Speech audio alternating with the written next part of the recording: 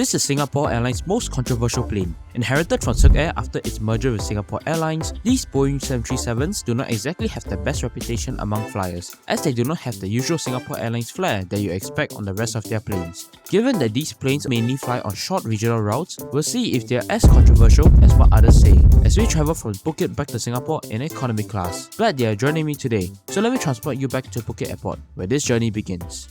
Welcome to Short Transit. We are a small group of passionate travelers based in Singapore. From our tiny red dot, we aim to bring you along on journeys around the world, mainly focusing on Asian travel. Stay tuned for more independent and informative trip reviews like this one. We just started our quest to fly on every Asian flight carrier, so if you really like our videos and would like to help us grow, do give us a like and subscribe to our channel. And do visit our Patreon in the link below if you would like to contribute financially for some perks. Thank you! Hello from a scorching hot Phuket Airport here at Thailand. It's Songkran season here in Thailand, with quite a lot of festivities on the streets of Phuket in the midst of 40 degrees heat. Unfortunately, it's now time to head back home to Singapore, and I've chosen Singapore Airlines to fly me back home this time. Singapore Airlines has quite a big presence in Phuket, with a total of 5 daily flights to this island from Singapore, choosing to use the comparatively small Boeing 737 series aircraft for all their flights here. That's a pretty interesting strategy, considering that Phuket is not a business-oriented destination that requires a high frequency of flights.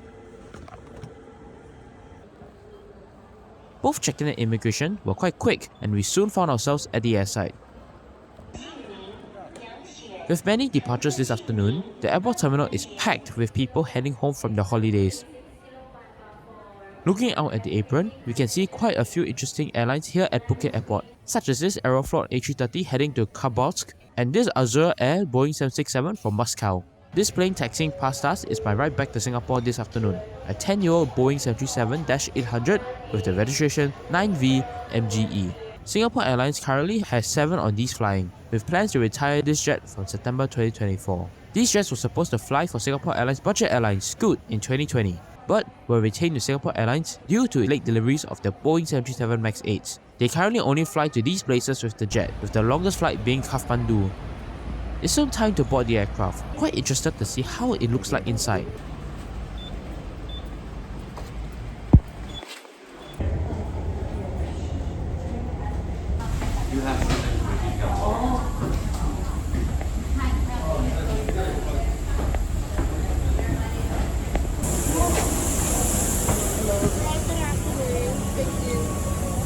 Our aircraft is fitted in a 2-class layout with 12 standard recliner seats in business class and 150 seats in economy for a total of 162 seats in the cabin.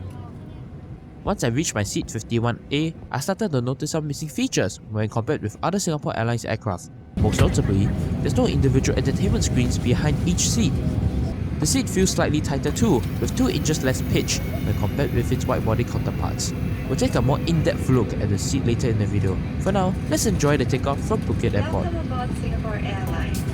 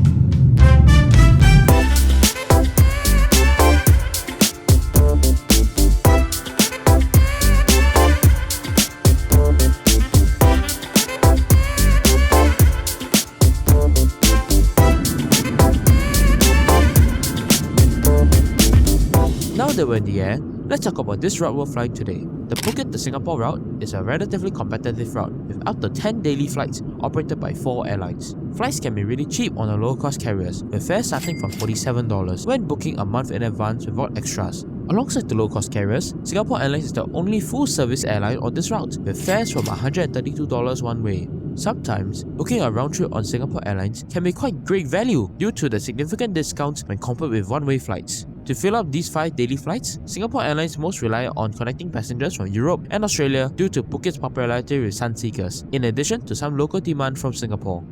My seat on board today's flight is relatively basic, with a basic legroom and a standard rigid tray table. Nothing really special there. There's also a universal power port under the seat, which is a nice feature on these planes. They also retain the audio entertainment on the seat armrest, a feature not very common nowadays. A short while after we reached cruising altitude, a late lunch was served. For flights of this length, Singapore Airlines serves meals in paper boxes that look like this, instead of the usual casseroles and metal cutleries that you usually expect. With these boxes, Singapore Airlines can supposedly serve soupy and watery dishes like laksa and congee in the air, which is quite innovative if you ask me. Is it just me, or does anyone see a resemblance between this box design and Chinese-American takeout boxes? Anyways, for today's meal, I selected fried rice for my main dish, which comes with a bread roll with butter and an ondeh cake as dessert. For the fried rice, honestly, nothing special, just a little bit bland, but the portion size was quite good. Meanwhile, for dessert, it was quite amazing. The pandan and coconut mixture was rich and creamy, a soft and deliciously sweet treat that nicely ends off the meal. After the trays are taken away, it's time for some entertainment. Or not. Unfortunately, the streaming entertainment was not working on this flight, despite multiple attempts. If you do manage to get it to work, the entertainment selection should be quite vast, but with some missing titles due to usage rules. Wi-Fi was not installed on this aircraft too. On other Singapore Airlines planes, there's unlimited Wi-Fi for all if you sign up as a KrisFlyer member, which is a very nice perk.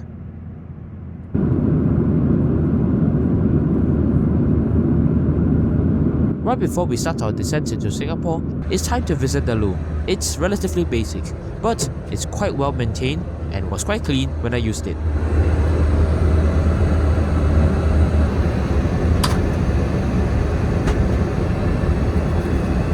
As we descend into Singapore, you may be wondering, why is this plane so controversial among flyers?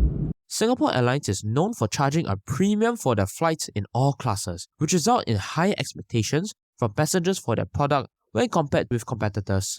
When these planes were transferred from Silkair, they were not configured with the newest narrow-body cabins that the new MAX 8s have, as they were a short-term measure to increase capacity after the MAX 8 groundings. This results in the plane having an inferior hard product when compared with other planes in the Singapore Airlines fleet, most notably the absence of in-flight entertainment screens and lie-flat business class seats. Furthermore, they fly these planes as far as Kathmandu in Nepal, a nearly 5-hour journey from Singapore. Imagine the wireless entertainment didn't work. Let's enjoy our landing into Singapore Changi Airport.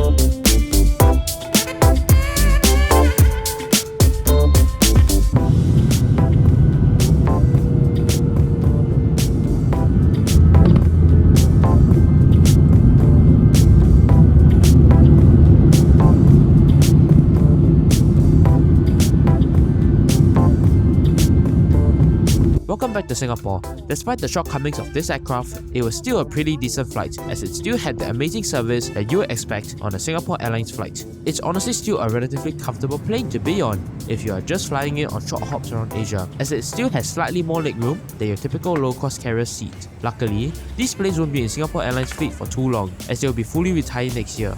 So if you do happen to be booked on it, just get ready for some entertainment if you really need it. If not, just sit back, relax, and enjoy the service and the view outside. Thank you for joining me today, and I'll see you next time.